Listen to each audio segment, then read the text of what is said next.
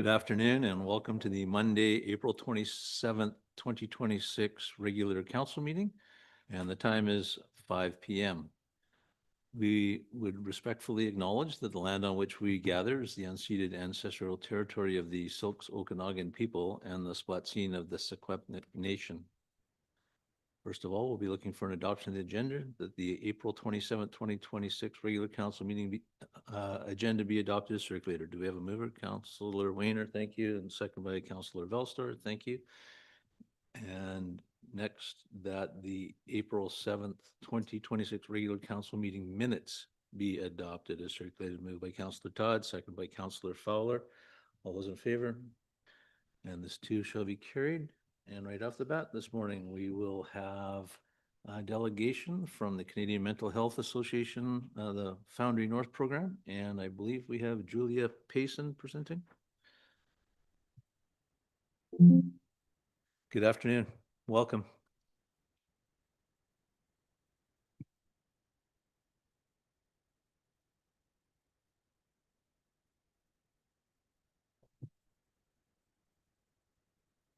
Hi, thank you. Thank you for having us.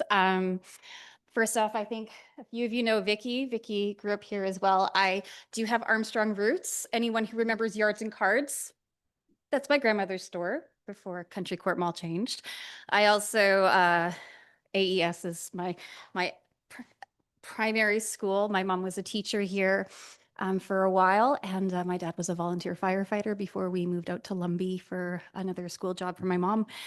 And so yeah, so strong roots here in Armstrong that reflect part of the work that we've been doing to support the youth of our communities in the North Okanagan.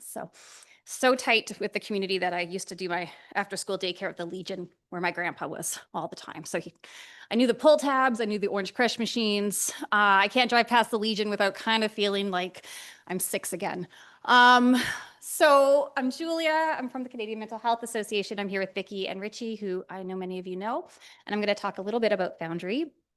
I know a few of you have heard some of these presentations from other tables, so pardon my repetition. So a little bit about Canadian Mental Health Association. Apologies that we're still Vernon and District in order for us to change our name to North Okanagan. It's a lot of approvals, but we do serve the North Okanagan. We have kind of 4 categories of services. We run crisis lines, so both the Interior Crisis Line Network, and we are a part of the 988 Suicide Prevention Network. We answer, gosh, at this point, over 20,000 calls a year for that. We provide housing and financial stability through the Rent Bank for North Okanagan. Rent Bank is something available to people in Armstrong. It's there for short-term crisis to avoid people losing their homes when a cost kind of sets back their ability to pay rent or pay their utilities. We have adult integrated services, which is a wide range from employment services to education, nutrition programs, recreation.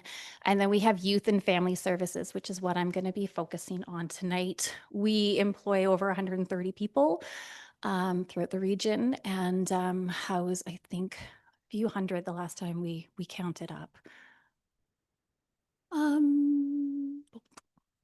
Every time I break these. What?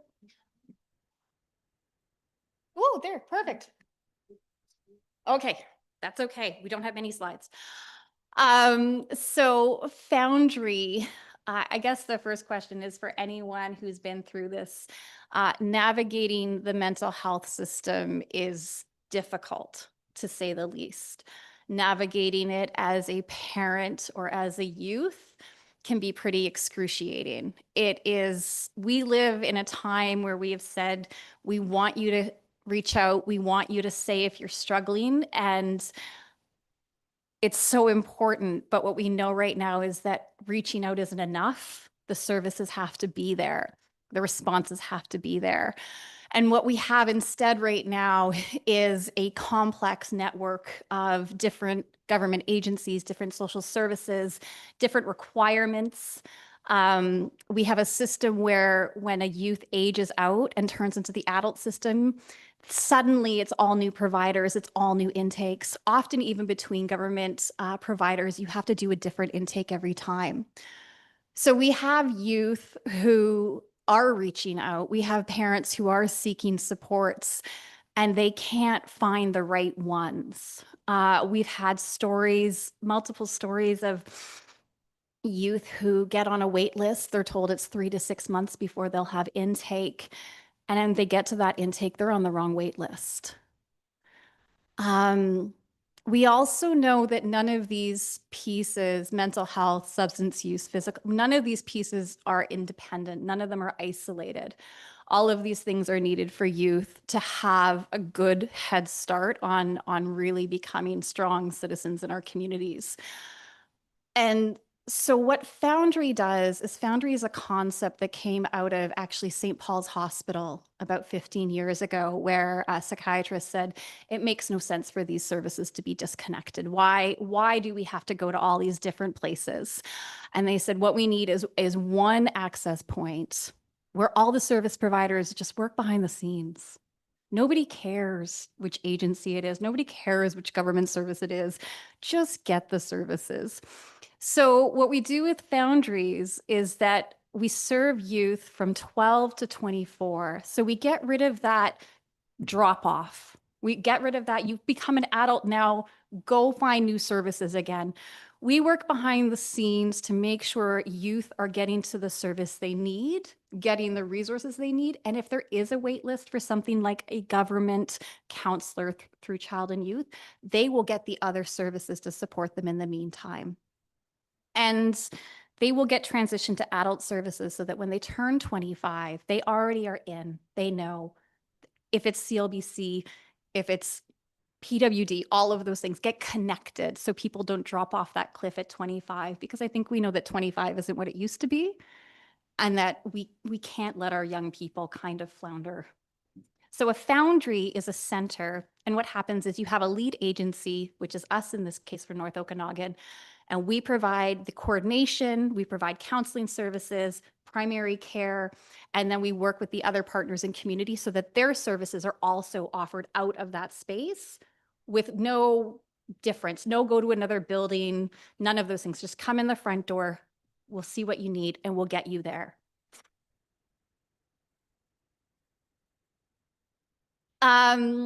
These are some of our concept drawings. Please don't mind the mural on the top left. It's a placement holder. The youth had a lot to say about it. We are in the process of building Foundry. We started a few years ago with consultations. In 2019 actually was the first time an expansion was announced, and we applied in partnership with a few other agencies. And we started talking to youth and service providers and asking them what they needed. We were lucky enough that the Ford family came forward and actually gave us a starting donation, which has allowed us to start having counseling and peer support already out of a downtown location. But we are building Foundry North Okanagan right now. And these are some of the concept drawings. There's talking rooms for counseling or for case management. There's a large group space. There's a demonstration kitchen. It's beautiful. The youth are engaged every step of the way of this building, and it is designed with them to make sure it serves them. One piece that's not reflected in these slides is also the ongoing work we're having with communities like Armstrong, like Lumbee, to say, how do we support the youth in these communities? One of the things we heard really early on in our consultations was the struggles with getting into services in Vernon, because we know that's where a lot of them are located. So what we've been doing over the past few years as we've been building out to this is we've been meeting and working closer and closer with those municipalities to work with the youth, especially to hear what they need to build trust with them, to build trust with the caregivers, and see how we can best bring services to them and bring them to services all as appropriate. Boop. Okay. Which is this slide. Foundry North Okanagan will extend beyond the city of Vernon itself. We're working hard right now to improve access for youth in the rural and underserved communities. We are really focused on coordinating care across the communities. Outreach mobile services are a big piece. We are very close to purchasing the Sprinter van, which will actually be one of the main ways we get to people and back and forth. We are not making a mobile clinic. Just we are not going to do that. Just in case anyone wants. Nope. There. Trouble. Just trouble. So we're focused more on kind of how do we best partner with local agencies, local service providers to do this and to bring youth out to us. And strengthening local capacity. So we've been, again, over the last couple of years, building those relationships, and we're very proud of the work we're doing in some communities right now to support local agencies as well with a strong presence to ensure they're able to support youth in the best ways possible. So we're doing a lot of knowledge sharing, resource sharing as we can. And in here in Armstrong specifically, we've had quite a few meetings with the school district with, I believe Vicki met with the counselors just last week. We've been talking a lot about outreach and programming that we're able to provide directly in the schools to build that trust and that relationship. Oh, wow. Oh, just say time's up. Okay. So the timeline, this has been a long project, but we are actually into the physical building of it. So if anyone know where the Salmart was in Vernon? Kind of still is. Yeah, thrift shop down actually by our offices. Well, soon that will be gone and replaced with this beautiful 2-story, 8,000 square foot build. We will be in groundbreaking soon. We're in demo right now. We will be in construction for the next year. We're in the process of raising $8.5 million towards this project. And then in summer 2027, we will be opening the doors to Foundry North Okanagan for our youth. Okay. So how the city of Armstrong can support Foundry North Okanagan. So what we are talking to people about is we are asking folks to consider a funding contribution. We're asking people to consider $25,000, which would match the contributions from Spell a Machine and the city of Vernon, who have both pledged $25,000 towards the construction of Foundry North Okanagan. We are looking for endorsement and advocacy from leaders like yourself to support our work and to connect us to other champions. We're hoping you can share the needs that you see, that you hear of, and that you know of for your youth and the people who support them. We want to be connected with community partners, and we're looking for your support in boosting awareness. So that is our ask. Oh, and that's it. So there you go. So thank you so much. And I'd love to answer questions. Thank you very much, Julia. I will put out to council. Any questions from any? Councilor Todd. Thank you, Your Worship. I just want to say that that seems like a real common sense approach that is a long time coming. And it just, I want to congratulate you guys on this. This makes perfect sense to me.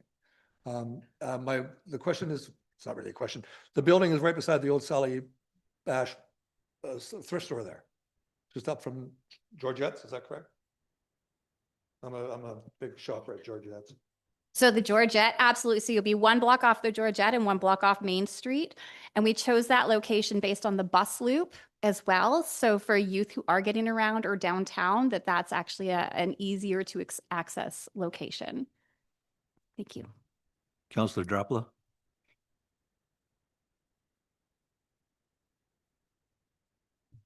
We're not hearing you at this time. Sorry, mute. Just want to say thank you to Foundry for providing this opportunity for Armstrong and doing the outreach. So I've been in some of those initial conversations with Foundry and with Vicki. Just to kind of set the context a little bit for council is for youth in the school district, it's kind of tricky in Armstrong because Interior Health's zone from Salmon Arm doesn't extend down to Armstrong. And so Armstrong falls into the Vernon area for Interior Health, but lots of the connections with the school district don't exist because they focus on the Vernon School District. And so to have an opportunity for Vernon Foundry to be reaching out into Armstrong is really important. And I just want to commend you guys for doing all the right things in outreach and kind of connecting with the school district and our counselors and our administrators for health and well-being. Like it's just been such a breath of fresh air in terms of the early communication. So I'm really excited for this opportunity for Armstrong and for the youth in town. So thank you again. Thank you. And Councillor Nietzsche? Yeah, thank you, Your Worship. And through the chair, Julia, I just want to say thank you for your efforts on bringing this important initiative to the region. I have some personal experience here in that in the village of Burns Lake, where I am currently, we just opened a brand new foundry about 3 months ago, or just a few months ago. And it is proving to be a very successful venture and is really supporting youth in the community. And I just want to echo Councillor Drapola's commentary. We kind of sit in a no man's land in Armstrong. And so any effort so we can have to engage with youth in our community to get them connected to services that are well needed is really important for them. And so I really applaud the efforts. Thank you. Councillor Velster? Thank you very much. I believe Councillor Fowler and I got to watch a presentation, I think last fall. It was on Foundry, I believe what it was. Anyways, my question is, I really appreciated all the work that you guys put into this. I think the location is fantastic. You guys received a donation from the Ford family to get started. So I imagine, because I imagine our budgets and everything are set for this year. So this would be a budgeted item for the following year. And I mean, that's kind of what you're asking for, not something right now, but something to be planned for in the future. We are absolutely okay with that. Yes. Yes, thank you. Councillor Fowler? Thank you, Julia. I just wanted to thank you for another presentation. And yes, I've seen a couple or three of them, but I don't want to forget Vicky and Richard in the back as well. I'll get heck for doing that, but I know the hours that Richard especially has been putting into it as a volunteer. And I think that getting the word out is not the start. You've got the start, but it's pretty instrumental to get right down and talk to the people, even those that aren't in the elected official positions. So good job on your outreach for sure. Thank you. I'll take a turn and chime in here. Thank you guys, all of you, for all of your hard work and this sitting at the UBCM conventions and hearing the challenges and how slippery the slope is. And this for me dots the I's and crosses the T's to catch people in the fall. And that's fantastic work. I can't think of a better fit for a gap right now. So I thank you for all that hard work and for filling that gap. Councillor Todd? I just want to say you're missing a glorious opportunity to hype your ride for life today. Well, if that's a question, I'm happy to share that over the next year, especially, we'll be focusing on. So that initial donation we got from the Ford family, one of the commitments we made was that we wouldn't leave everyone with nothing while we waited to build this. So what the Ford family donation allowed us to do was it allowed us to start providing counseling and peer support from day one. So the Yish in Vernon has counseling, peer support, a food pantry, a hygiene pantry. We have baby items because we learned very quickly that we have so many youth who are not attached. And we've started seeing those youth now. And so that outreach that you mentioned, we're doing in the schools, we're doing in the communities, we're talking to service providers, we're talking to youth groups, because we're trying very much to be meeting the youth where they are at, not where we think they are. And so one of the things we're doing not next month, a month and a half from now, is Ride Don't Hide. And love to see everyone who rides a bike here join our Ride Don't Hide team. You could have your own team for Armstrong and you could challenge Vernon and do better. And we would love to see you. Ride Don't Hide always has been focused on our youth mental health programs. And right now it's going towards either the foundry cost or the current cost, depending on where we're at. But we pay for the counseling, we pay for the peer support and the food and nutrition for youth with that. We will have so many opportunities for you to all come out and join us and celebrate over the next year. Mostly Vicky and Richie's world. They are busy. Thanks. I just wanted to echo all the positive responses you got from our council here. This is also my third time of seeing this presentation. And the first time I saw it, I reached out to Richard and Vicky and just asked about local numbers, if they had any idea of how many people were actually made contact in Armstrong. And they did get back to me, and I don't have them with me, but those numbers, I was surprised at how many people are accessing this. So it is a great program, and I'm hoping you'll be able to find some support from us come next spring. Anything else? Nope. Thank you very much for your presentation.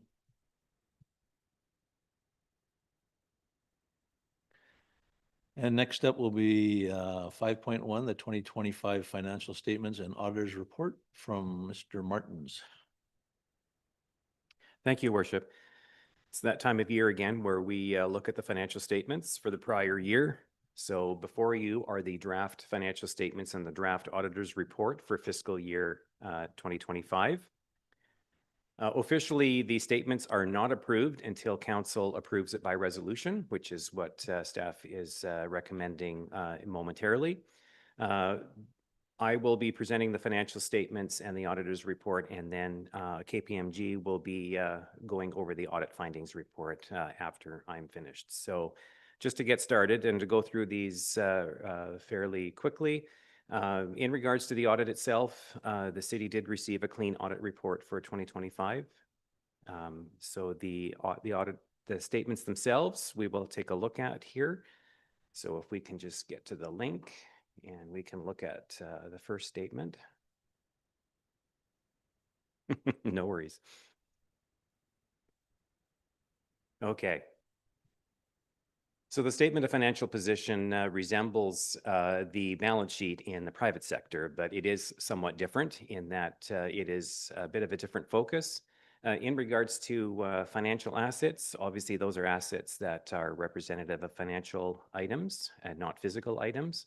So the total financial assets for 2025, bear with me here, increased from 34.1 million to 36.1 million in 2025. Liabilities increased from 24.2 million to 24.4 million. The resulting net financial asset value for 2025 was 11.7 million. This is an increase from what it was in 2024. So the net financial asset, that number there represents the total financial assets minus all of the debt and liabilities that the city has. So we're in a net asset position, not a net debt. Many governments are the opposite, where it's a negative number. So we are fortunate to have a very strong financial position for this particular financial statement. The non-financial assets is mostly made up of our capital assets, net of accumulated amortization, and that is the $56 million item there. So that, I should just mention to council, is the total of all capital assets by historical value. So whatever those assets were purchased at or built at the time, that is the historical value. So we cannot record replacement values on financial statements. So that's why that number would be multiple times higher than what it is if we were to replace all of our existing assets. So accumulated surplus is basically the net equity of the city at the bottom there for $68 million. So that's the net worth of the city historically. So the next financial statement is the statement of operations. So this is somewhat resembles an income statement in the private sector. So in this situation here, we have revenue that has increased from 11.1 million in 2024 to 12.2 million in 2025. Most of the increased revenue is due to developer asset contributions. So that is part way down on the list there.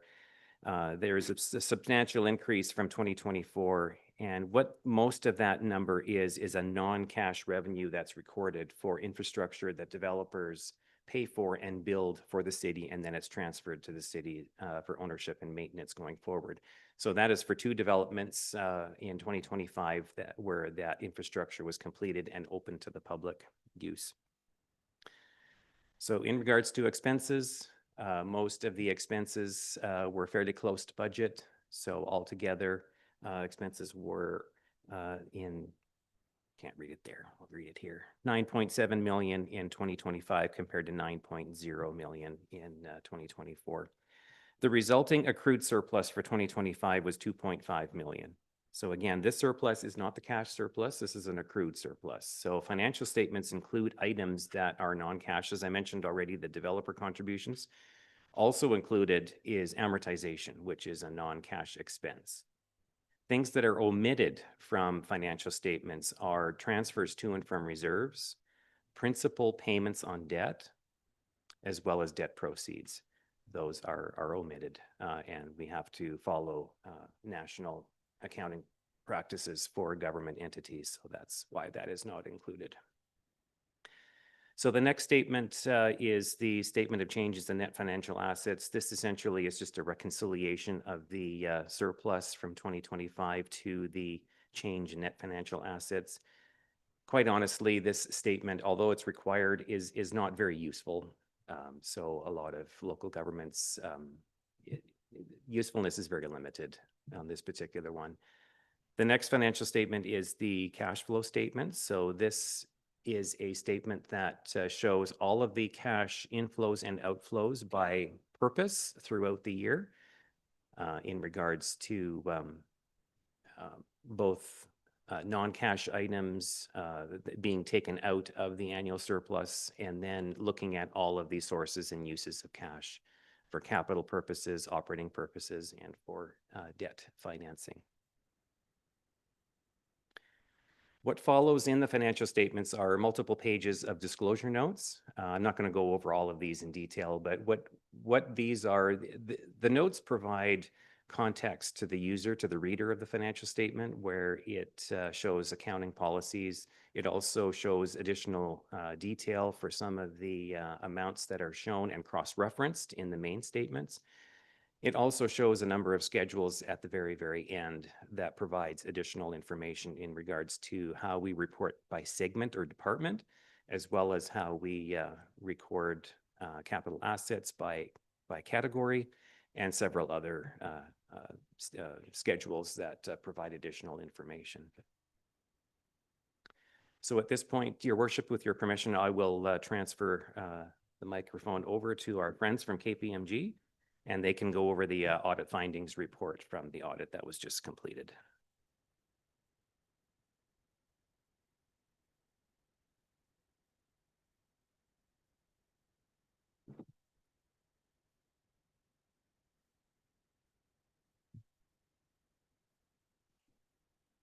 Sure. No. Oh, yeah, it's working now. Okay, perfect. Well, thank you so much, Terry, for going through the financial statements. So at this time, we are going to present our audit findings report for the 2025 audit that was previously circulated to council. And so we'll take the findings report as read, and we'll just go through the highlights of the audit findings report. And if there's any questions as we go through, feel free to ask, or at the end, we can go through any questions that arise. And so in terms of where we are at for the audit, the status of the audit, we have completed our audit and we're at the finalization stages. So there's a few mandatory items that we need to complete, one of which is completing these discussions with council today, as well as following the approval of the financial statements by council, receiving a signed management representation letter, which is attached in the appendices of the audit findings report. As part of this discussion, we'll confirm if there have been any subsequent events. We've already had discussions with management that there are no subsequent events that require disclosure in the financial statements. And then our remaining finalization of the audit file as a result of receiving these approvals today.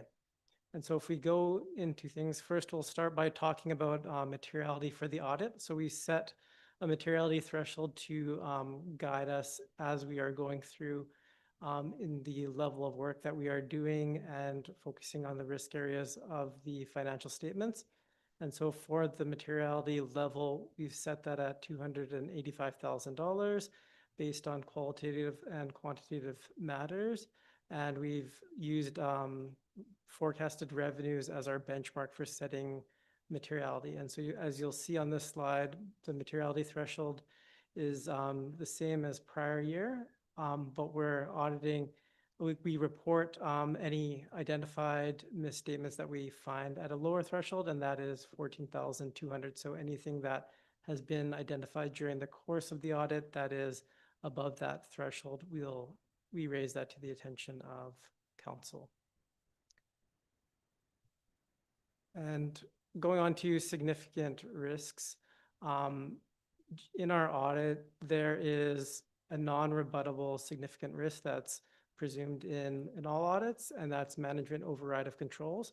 And so in performing our audits, we design our procedures to respond to this risk. And in order to respond, we perform procedures such as testing of journal entries, performing retrospective review of estimates, evaluating the business rationale for significant unusual transactions.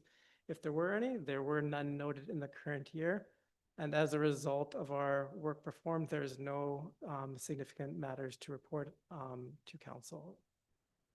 In terms of required inquiries with council, we perform required inquiries with the mayor during the course of the audit, as well as we perform discussions with management. And so we've had various discussions in regards to fraud risks, the processes in place, significant unusual transactions. And again, no areas of concern were raised to us. Again, if there are any items that other members of council would like to raise, feel free to do so at any point during our presentation. In terms of specific topics, you'll see there's a laundry list of various items that we're summarizing here, but at a high level, in terms of all of these specific topics, there are no matters to report and no areas of concern. There are some ongoing matters which relate to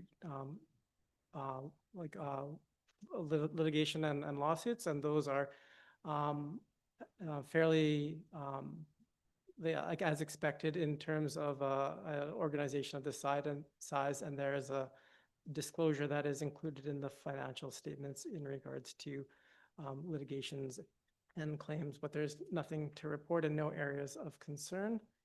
In terms of other areas, as mentioned, there's no matters to report. So I'll just move on to the next one, which is corrected misstatements. And so for the corrected misstatements during the course of the audit, there were 2 items that were identified and subsequently corrected during the course of the audit. The first one relates to an adjustment to accrued interest. And so that's for $46,993. And so that relates to truing up the interest accrual to actual. And so then there was an adjustment that was subsequently corrected by management for that. The second item relates to a classification in Schedule 2, which summarizes the breakdown of tangible capital assets. And so essentially that was just a categorization of where some amortization expense was recorded. There is no number changes. It was just where the presentation was related to buildings, related to water and sewer infrastructure. And so those were the 2 items that were identified during the course of our audit.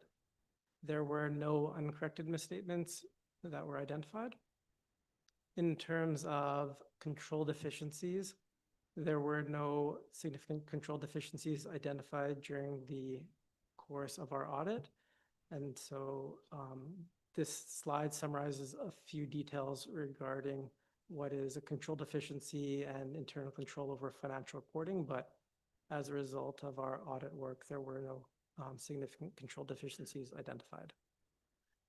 The next few slides summarize some information and provide some links to some additional information in terms of audit quality and independence. And so we've included this for the information of council in terms of our focus on quality, as well as independence, which is a requirement as your external auditor. And yeah, just to reiterate, we are independent of council, and there are no conflicts of interest or anything to report to council as a result. And this slide summarizes some information in terms of our audit approach, our integration of technology into our audit, and just some additional information in regards of our methodology. So here, as mentioned, some information in terms of independence, but as previously communicated, we are in compliance with all ethical requirements as required under professional standards, and we are independent of the City of Armstrong. And so in the appendices, there's some additional information that we've included, some of which are required communications, such as the auditor's report, which were attached to the financial statements. The management representation letter is attached in Appendix 2 of the audit findings report, as well as some other information related to regulatory reviews and results.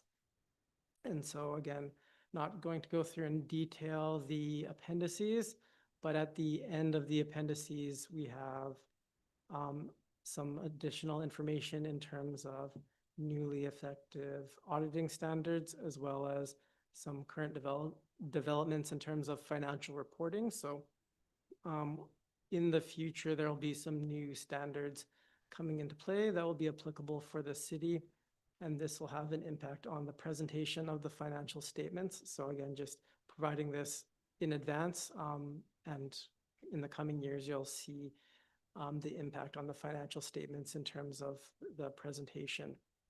And again, just additional information for management and council on these items. But again, some of them are pretty long down the line, such as in 2030. So again, quite a bit of time frame before those are actually needing to be adopted.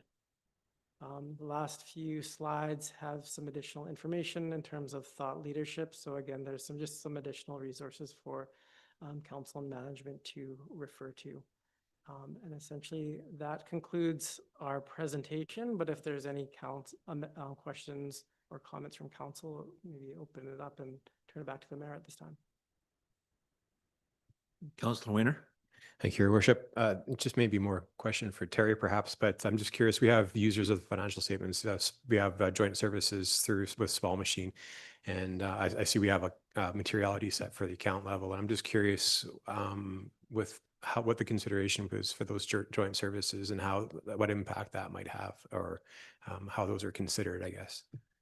Yeah, so the joint services are included as part of our audit, and we perform procedures over those. And so they're, just incorporated as part of our audit procedures. And in terms of the materiality threshold, we consider both like the quantitative numbers, such as the financial results, as well as various qualitative factors. And so when we're performing our audit procedures, we're performing our audit procedures at a threshold that's lower than what we've mentioned as our materiality. It's more kind of a scoping exercise for determining what is significant. So when we're performing procedures during the audit, the joint services are included as part of the procedures that we're performing. Thank you. Anything further? I'm not seeing anything. Thank you very much for your presentation. Thank you. I think this last year, because I did this presentation, I might have done my sandpaper comment. Terry doesn't leave much for us to clean up, so this is probably those comments we made on corrections. It's probably like 1,000 grit sandpaper, just the final polishing of things. But sort of we appreciate the package and the preparation that is provided to us. So Great. Always nice to hear that. Way to go, Terry. Well done. Councilor Feller. I was just going to say, and he didn't even have any concerns like Stephen did at Regional District. No arguments.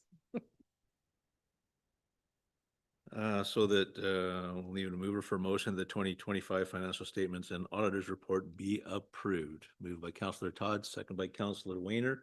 All those in favor? And that will be carried. Thank you, gentlemen. And next, Mr. Martins again on the 2025 year-end financial report.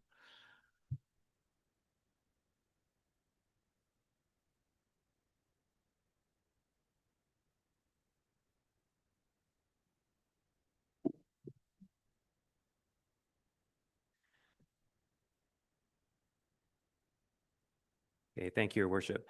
So the next report is in regards to looking at individual variances. So this is similar to the financial statements, but we're going to dig a little bit deeper here and looking at what actuals were compared to the budget for 2025. The information that's in this report is a little bit different than what you just saw in the financial statements. This is more cash-based, so this shows incoming and outgoing monies to match how the budget was balanced and to match how tax rates are determined and utility rates are determined. So again, this is more cash-based than accrual, and this is, it shows more of a realistic picture from a cash point of view. So just from that perspective, the information does include transfers to and from reserves and also capital projects, principal payments, as well as omits non-cash items like amortization and like developer contributed infrastructure. So if we can go right where the screen is there, if we can blow that up a little bit, that would be. Sure.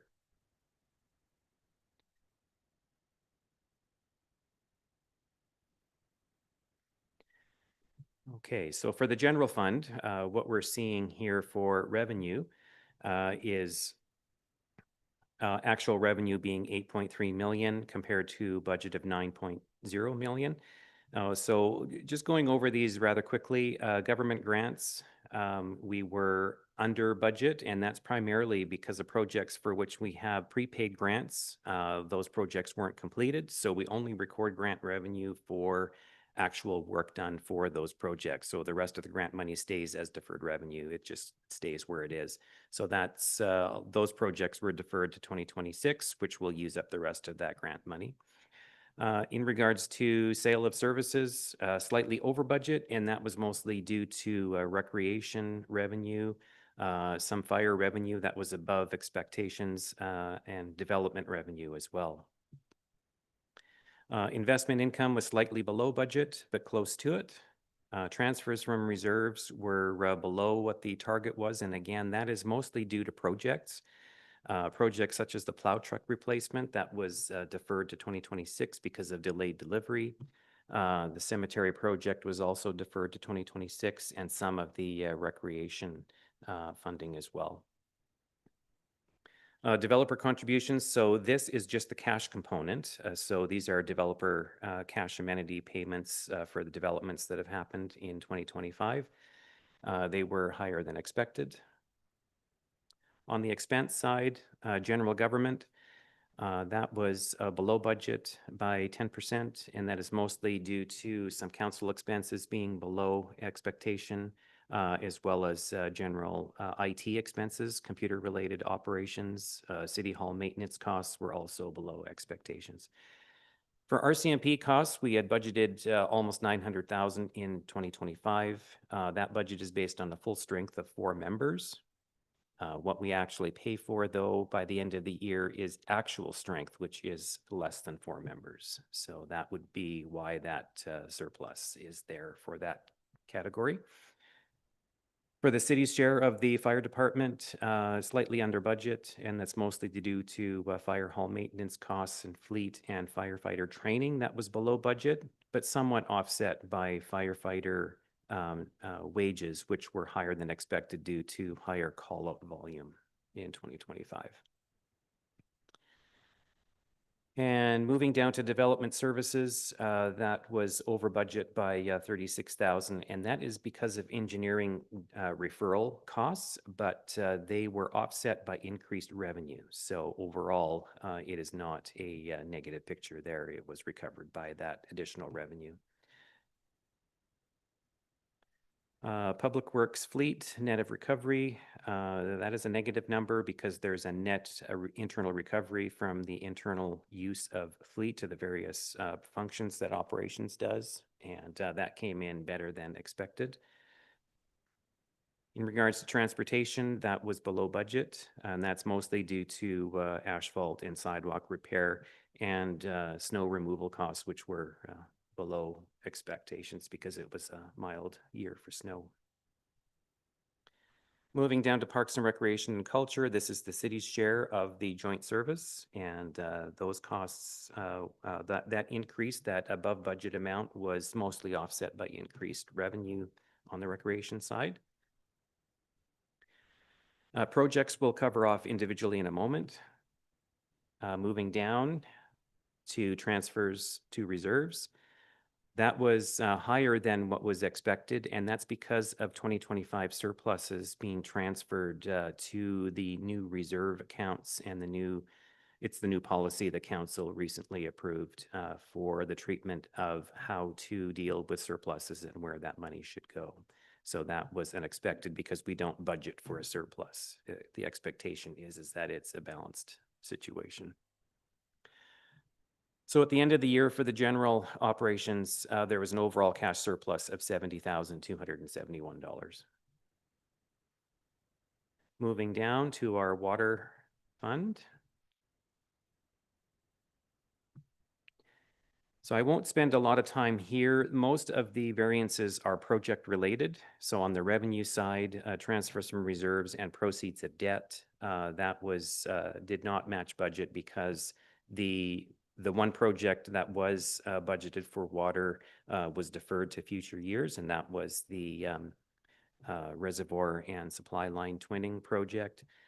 There was minimal expenses for the engineering that was done in 2025, but construction hadn't started yet, obviously. So overall for the water fund, we saw a surplus of $25,058. So if you could scroll down, Chantel, that would be great.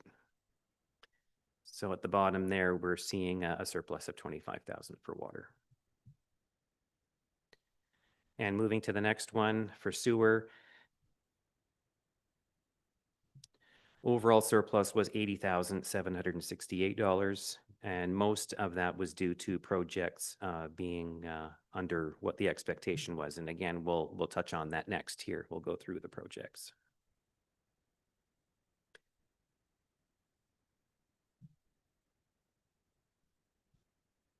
Can we make that? Oh, thank you. So for general projects, the Fire Smart project, that was grant funded, that was completed. Emergency Management Indigenous Engagement, Phase 2 was deferred to 2026 and rebudgeted. Occupational Health and Safety, Phase 3 of that project, it was mostly done. Part of it was carried over. The EOC Outfitting and Training project was grant funded, and that was completed under budget. Carey Consulting, this is the comprehensive Armstrong Revitalization Initiative. So the remaining amount of $31,676 was carried over to be used for the wayfinding signage in 2026. So that was rebudgeted to finish that off. Complete Communities was completed last year. The DCC bylaw project is on hold currently until the next course of action is to be determined. So that minimal amount was spent last year. The 15-year capital plan is mostly complete but ongoing, as is the subdivision servicing bylaw project. And all of those are grant funded. City Hall IT hardware replacements, that was budgeted in the operating budget, so that's why there's no budget number there, but there were almost $30,000 in hardware replacements in 2025. City Hall building, the EV charger project was complete and put into service last year. The roof snow stops were also completed and were under budget, so that is finished. The hazard assessment for the old City Hall and the old Chamber building, that was approved late 2025, and that was completed. The Fire Hall roof was completed, and the IT infrastructure and the Fire Hall turnout gear dryer, that was completed. The Fire Hall IT infrastructure, part of it was deferred to 2026, and that was a grant-funded project, so that part of it was deferred. So a fire tender vehicle replacement was completed as well. Public Works equipment, 2 light-duty pickups were completed. They were purchased. The plow truck final delivery was deferred to 2026, and that was carried over. Stormwater CCTV and condition assessment, that project started late 2025 and was rebudgeted in 2026, so that is ongoing.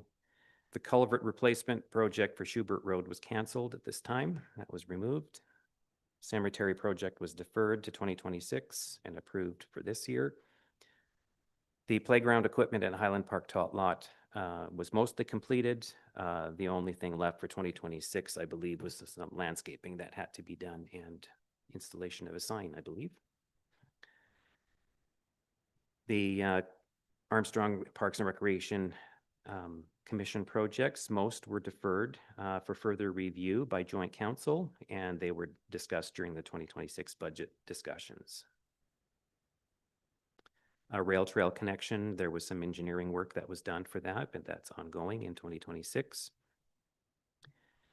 And the township's share of the fire department capital is shown as a recovery there, and that is for all of the completed projects for 2025 for fire. And as mentioned in the water fund, $4 million was budgeted last year to work on the reservoir and supply main project. That was deferred for 26 to 28, and that is currently in the financial plan right now. For sewer, the pipe relining was completed. Lesser quantity of pipe was relined in 2025, but the share that was anticipated was done in 2025. The pilot project was paused and deferred to 2026. The Adair improvement project, that was some major parts that were replaced, that was completed under budget. The component for 2025 for the cell 3 desludging was completed. The next phase is happening this year. So that's the status on all of the individual projects that were approved by council last year. And the final page is in regards to reserve balances. So with the 2025 year end completed, the actual year end balances are shown there for each of the reserve funds. And then the 2026 budget is shown with the expected interests and incoming and outgoing transfers, and along with the revised estimated year-end balance for the end of this year compared to the originally estimated amount. So overall, a little bit more in reserves than we originally had expected. Thank you. That completes my report. Thank you, Terry. Councillor Fowler. Thank you, Terry. Could you repeat that? No, I was just wondering about the project that was canceled, the Schubert culvert. It's not postponed, it's canceled. Can you explain what happened there? The project is canceled for the time being and will be brought forward as we do improvements to Schubert Road for utilities and resurfacing, and we will incorporate it to the project at that time. So so the money has to go back into the coffers and then be rebudgeted for another year? Is that how it works? Projects that are funded by reserve, if they're not done, the money just stays in the reserve. Got it. Councillor Weiner. Thank you, Your Worship. Just looking at the Highland Park Tot Lot, and it's exciting that we're getting that done, but I do recall that we were using the Parks and Rec funds for that, which typically Parks and Rec would be used for something for our joint services, and we have some big expenses potentially at some point there. Is it advisable to perhaps consider another reserve or to continue using that fund for other playgrounds, or what are your thoughts? Thank you. That particular reserve is not a joint reserve. That is the city's only. So I believe the township also has something similar to that on their end. So that reserve was chosen by council to fund the Highland Park Tot Lot, and it is allowable to do so. The anticipated projects that are coming our way from Parks and Recreation Commission over the next 5 years, it's anticipated there will be sufficient money in the reserve for the city's portion. It's close though. It's very close to being used up. So we anticipate we'll have enough, but barely, for the projects that are coming.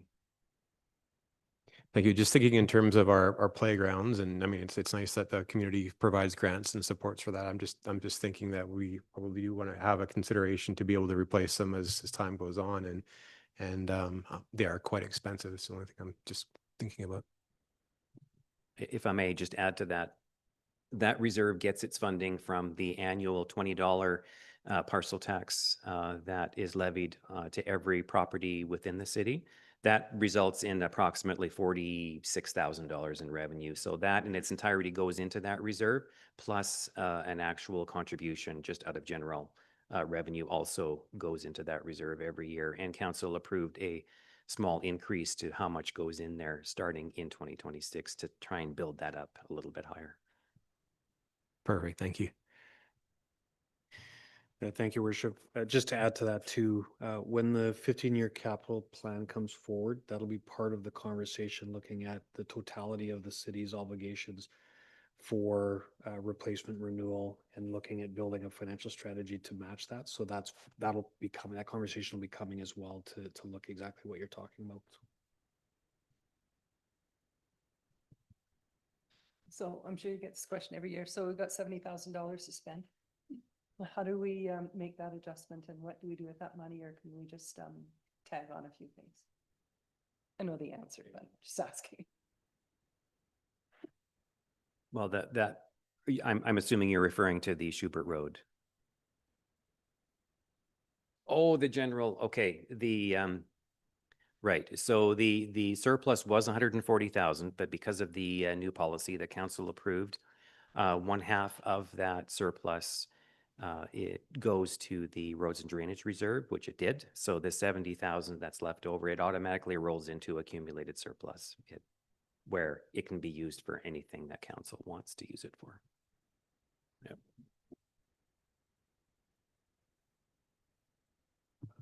Yep. Seeing any further questions, that we'll need a mover for motion. The 2025 year-end financial report attached to the April 27th, 2026 report from the Chief Financial Officer be received for information. Moved by Councillor Wayner, seconded by Councillor Valstar. All those in favor? And that will be carried. And next, the council discretionary grant process. Mr. Martins again, please. Thank you. At the previous meeting, council wanted to have a discussion in regards to the existing process for grants and aid. The policy that the city uses is relatively new. Council approved the current grants and aid policy in 2023. In your report, there are several eligibility criteria that I have highlighted in bullet form. These criteria show that funding is to be for projects and events rather than operational needs. Also, regional programs aren't in scope with that policy. And projects or events also need to be community-based, and the limit per application per year is $2,000. So that policy allows for one application period annually in September for payment in the following year. And that was done intentionally so that council can go over all of the applications at budget deliberation time and approve them in real time at that time. It also ensures 100% budget accuracy in that we budget for exactly what council has approved for the following year. So if council wishes to go to a two iteration process, we can certainly do that. The staff would have to bring forward a policy amendment for that. And also an additional amount for the second iteration would have to be budgeted, but we wouldn't know how much to budget for exactly. It would have to be a provisional situation. There is an alternative to altering the grant and aid policy, and that is to continue using the available money that is put into the council departmental budget every year, and that is a contingency fund. That is currently $5,000 per year. Did a little bit of research and found out that it was in the year 2008 when council first requested that that line be included in the council departmental budget. And at that time, it had a bit of a flashy name. It was known as the Emerging Issues Contingency. Somewhat, that name has evolved over the years to just simply the council contingency. But that funding has been used regularly by council ever since. Most recently, it was used for the one-time contribution to the Sycamoose Ferry. And for 2026, there is still $2,000 left available for that in that fund. Staff is suggesting that instead of changing the grant and aid policy, that council consider using this pot of money or this fund of money for opportunities and events that come up throughout the year that council wants to support.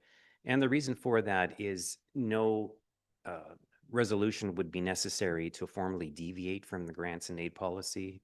For instance, if an opportunity came forward which would be in violation of the policy, if there was money available in the contingency fund, that can simply be used by council resolution to staff.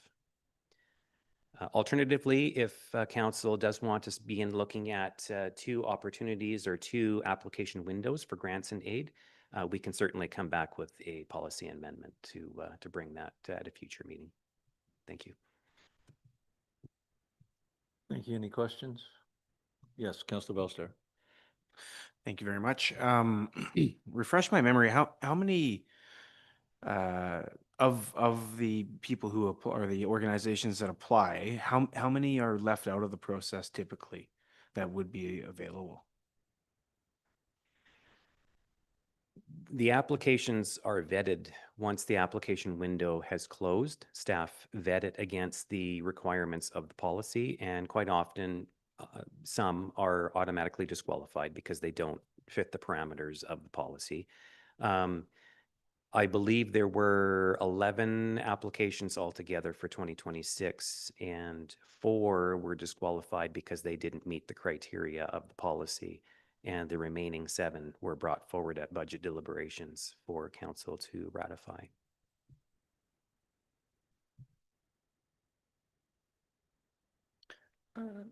So we've had a couple of presentations in the last 2 or 3 meetings, I guess. One was the Butcher Hub and now the Foundry. Where, if council chose to find money for those two, where would we find that kind of money? Whatever money that is. If a situation like that came up, the staff would be able to provide a real-time, up-to-date, available balance that's in the council contingency. And if there is sufficient money there, all that's necessary is just a resolution authorizing staff to pay it out. But if there's insufficient money for that, then staff may have to come back to council with further options or defer it until a future budget year. Okay, so hence was my thank you a couple minutes ago, and I'm just wondering, so we have a surplus for our budget that we've just finished, and we're talking about these two in a further budget or an emergent issues or whatever. Is there any correlation between that surplus and and some needs that may be there? If council wishes to fund an initiative out of accumulated surplus, we could certainly do that. It would require a resolution and then a subsequent bylaw amendment for the financial plan.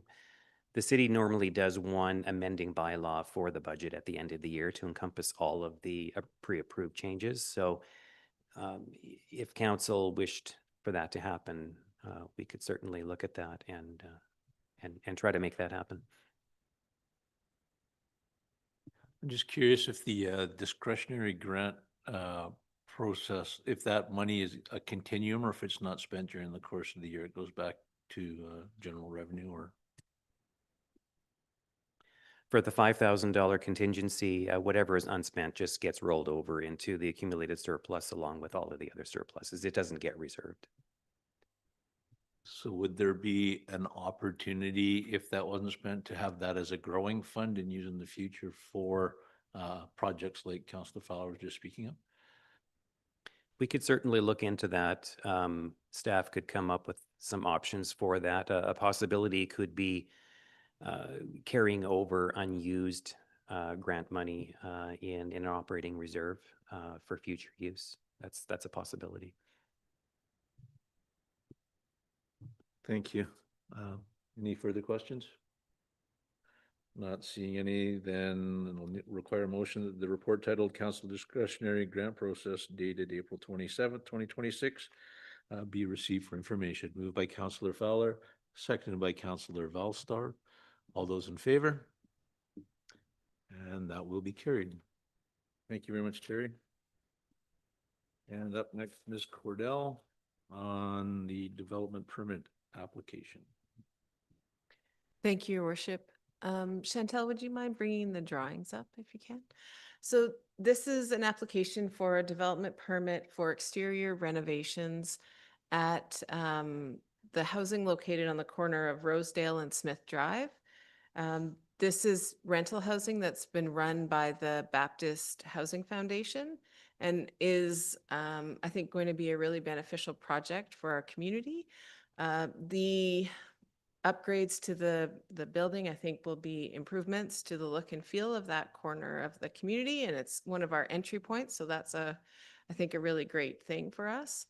They're also, not included in this application. They're looking at sprinklering upgrades and some other internal upgrades as well. I don't see any concern in the OCP with any of the look or feel.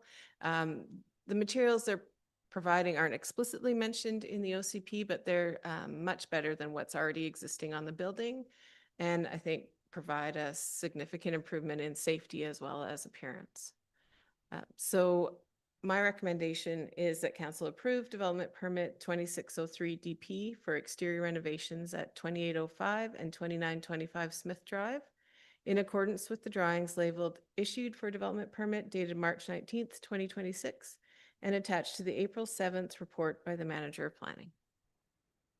Thank you very much. I have a mover of Councillor Fowler and a second Councillor Todd. Any questions?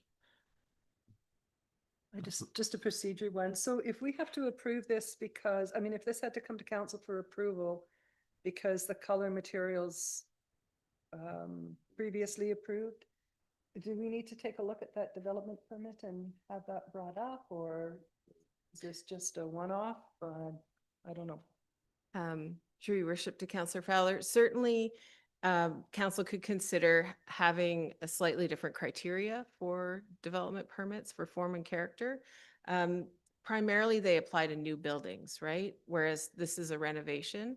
So we could look at tweaking that wording. It would speed up the process, cost them a little bit less money.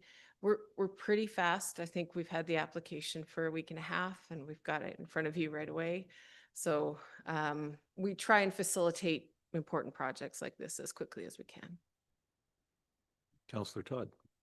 Thank you, Your Worship. That was exactly what I was going to say about the vinyl cement or the cement siding stuff. It's a wonderful product and it really should be on the list of preferred, I think. So if we can do that, just smooth things over, I think it'll speed things up. Thank you. Through your worship to Councillor Todd. Yeah, I think it wasn't the material that was triggering it. It was actually the change in color that triggered it. I'm making a little bit of a list of changes to the OCP as we're implementing it, because once you work through kind of some of the kinks. So I'll add considering the triggers for multifamily form and character to that list. Any further question? Seeing none, I'll call the vote. All those in favor? And that will be carried. And next up will be Ms. Weiss for our authorization for council meeting outside of the municipal boundary. Thank you, Your Worship. As a matter of statutory and legislative requirements, this is before you today because our next joint council meeting is scheduled for Thursday, May 7th. It's to take place at the Township of Spa-Machines Council Chambers, and we are, of course, allowed to meet outside of your jurisdiction, provided that there's bylaw language or a council resolution for that. Because our council procedure bylaw doesn't have those standing provisions, I'm here before you to make the recommendation that pursuant to section 134(1) subsection 2B of the community charter, council authorizes a meeting outside of municipal boundaries for the purpose of a joint council meeting with the Township of Spa-Machine to take place on May 7th at 6 p.m. in their Spa-Machine Council chambers. Thank you, Chantel. Moved by Councillor Todd, second by Councillor Valstar. Councillor Fowler, please. So is this something that does have to keep coming back to us, knowing that we do have more than one joint council meeting a year? Is this something that we could do in some kind of a bylaw that that specific meeting can be just done? Thank you, Councillor Fowler, for the question. Mayor and councillors, that is something that I've denoted on the council procedure bylaw review that we're going to see in the near future in preparation, of course, for the election. It's something that CAO Seibel and I have spoken about and has noted, and it absolutely, per the charter, can be added to your bylaw so that it doesn't have to come back to you each time there's a joint council meeting. Thank you for the streamlining comment, Councillor Fowler. Thank you, Councillor Fowler. All those in favor? And this too shall be carried. And up next, Mr. Smith on our DocuPet online process. Good evening, Mayor and Council. So this evening I'll be presenting a report on the DocuPet program, which is our new online licensing program that we transitioned to last March. Want to make one significant note that the statistics that you're provided are based on 13 months. We did initially start bringing onboarding, even though the program wasn't live. We did bring on board anyone that did sign up for a dog license in March of 2025 through forward to that program. So not a huge difference in that. And unfortunately, the numbers are a little bit down. So I don't say 13 months was a win, but we'll go through all the specific information. So there's been a number of significant changes with the program, most notably now, when someone signs up for the DocuPet program, it's an annual license program, but it starts from the date of purchase, where previously before our licensing ran from March to March. So if you had an individual that moved into the community, say in June, they would be paying that full amount and then be coming back around through to March of next year. So we would be shorting them a little bit. So right off the bat, people are initiated into an annual 1-year program, which is nice to have. Last year, we sold 174 dog licenses. So it's pretty consistent with the numbers that we have had in the past. One of the most significant changes was the percentages, which is 193% more than the national average of licenses that were sold, particularly to lifetime licenses. Council did ask for staff to bring forward a 50% promotion reduction that ran from March 15th to June 30th. And as you can see, 47% of our licenses sold through the year were lifetime licenses, which are up significantly.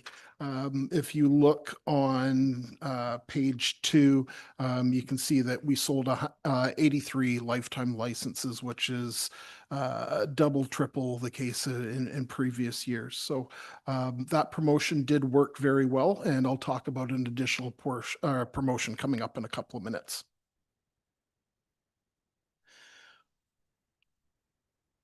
We anticipate that we will start to see increases in amount of licenses purchased in year 2 and year 3. We'll be doing some targeted communications with the community. We've also had some discussions with Parks and Recreation, knowing that there is a significant amount of dog walkers that utilize the fairgrounds and other places within our community. So we'll be targeting those sites for communication and hopefully drawing in some new people. If council's been sort of watching and hearing in the community over the last couple of weeks, we've had 4 dogs that have been lost. One was for probably about 6 hours, another was a couple of days. None of those 4 dogs were licensed within the community. So it's unfortunate that the families go through a very stressful period, as well as also the dogs do go through a significant period. So with our new on-licensing program, it allows for 24/7 reunification, which is something we previously didn't have before. If someone's dog was lost in the evening, we weren't here. If they were lost on the weekend, they weren't here. DocuPet has a 24-hour dispatch system that they can reunite a dog with its owner and that. So we didn't have any pets reunited within this past year, but national-wide across Canada, there was just over 100 dogs that were reunited with their owners. Financially, we got over a bit of a bump. So there is just under $5,000 startup fee for the program. We did accomplish paying that out. So now our net earnings as of this point were just over $1,400 that were brought in over past year. So over the coming next 2 years, we will see that amount continue to grow into year 2 and 3. There is a $100 a month administration fee that covers the cost of operating the program. Some key benefits, which I've already highlighted a couple of them, is the dispatching for 24/7 operations. There also is some other programs that we'll be starting to get into in the coming year that will allow our dog control officer to get out, do some door knocks, and work with some of our previously existing dog owner license holders to try and gain those individuals back. We definitely recognize the importance of having a license. Quite often individuals will say it isn't going to happen to me. My dog never gets out. For examples over the past 2 weeks speak very differently to that. So our licenses are quite reasonable. It's $25 for the year, $75 for a lifetime license. Council did make the decision last year to balance the approach of both altered dogs and non-altered dogs at the same licensing fee. So we feel that's a benefit as well to dog owners within our community. Additionally, we still provide front counter service. So individuals can still come in, pay by cash or check or debit. If they choose to do so, we still do see a large amount of people coming in to do that, that can work with our clerks to get their information on board. Once we get that email address, that's will be a huge difference for us in the long run, because now we have that ability to communicate with them through the DocuPet program online and send them information in advance. Information starts going up 3 months prior to the license expiring. There is 2 mailouts and 3 online reminders in that. So we feel that that will contribute to the success of the program.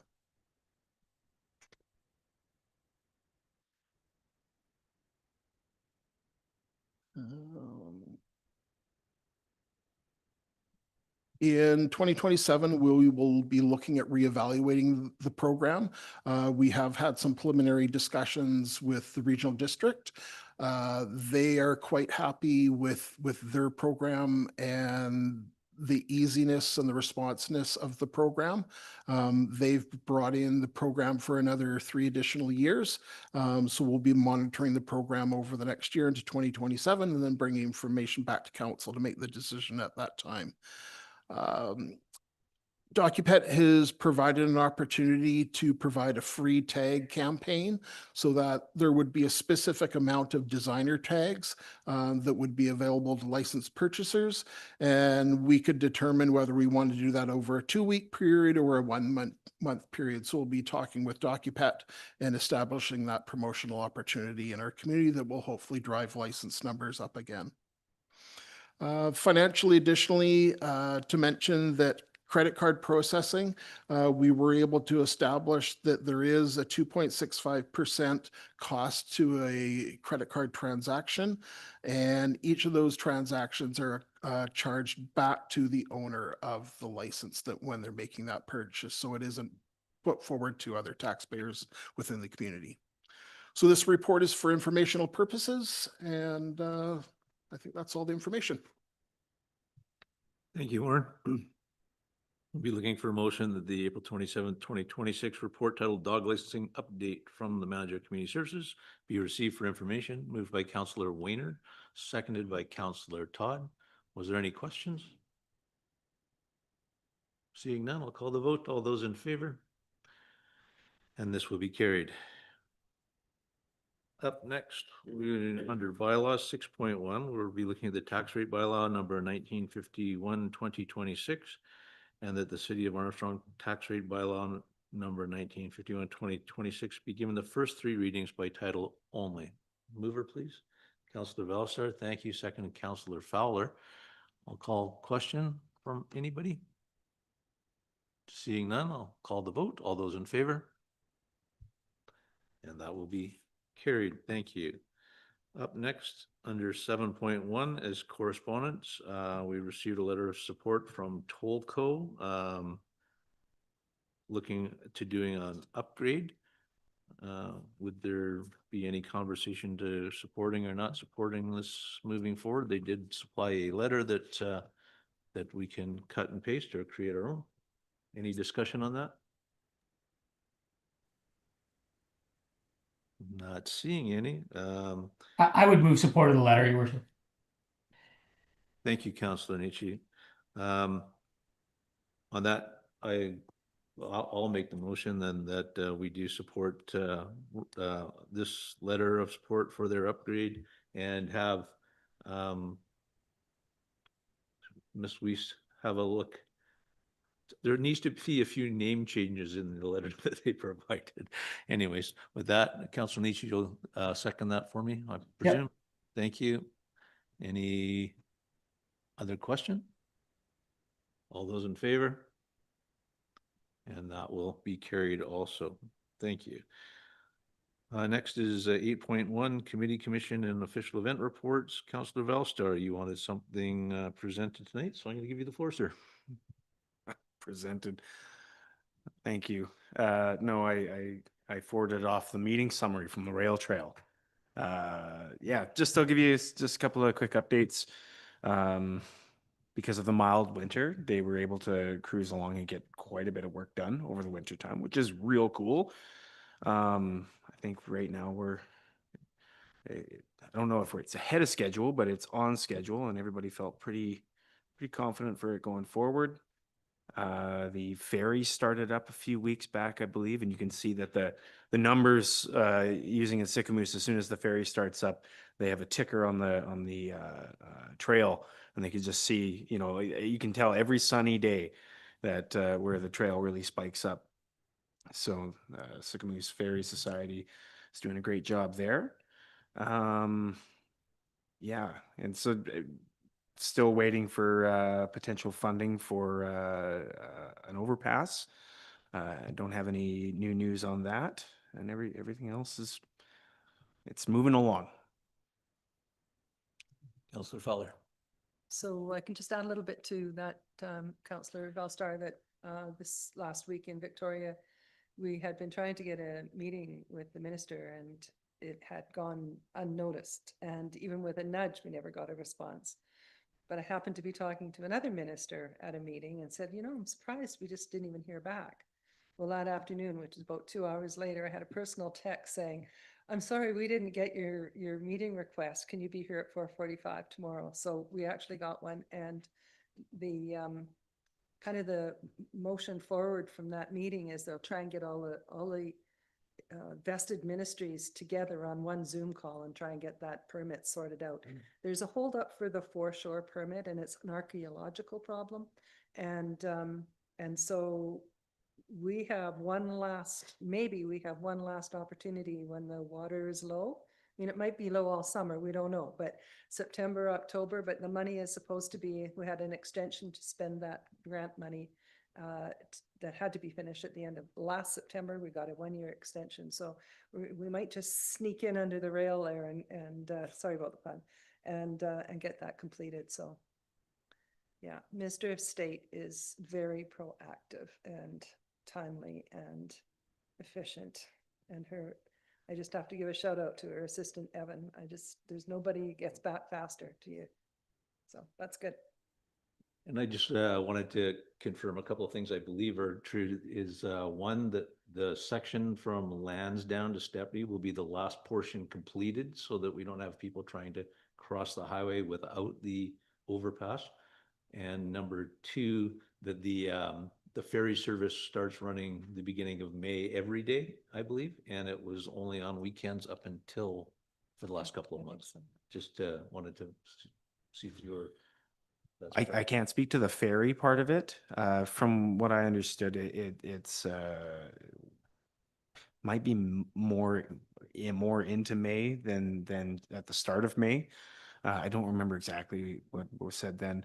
And then yes, the last portion was between Lansdowne and Stepney there, because if that's complete, you're just going to have people jumping over the highway regardless. So yes.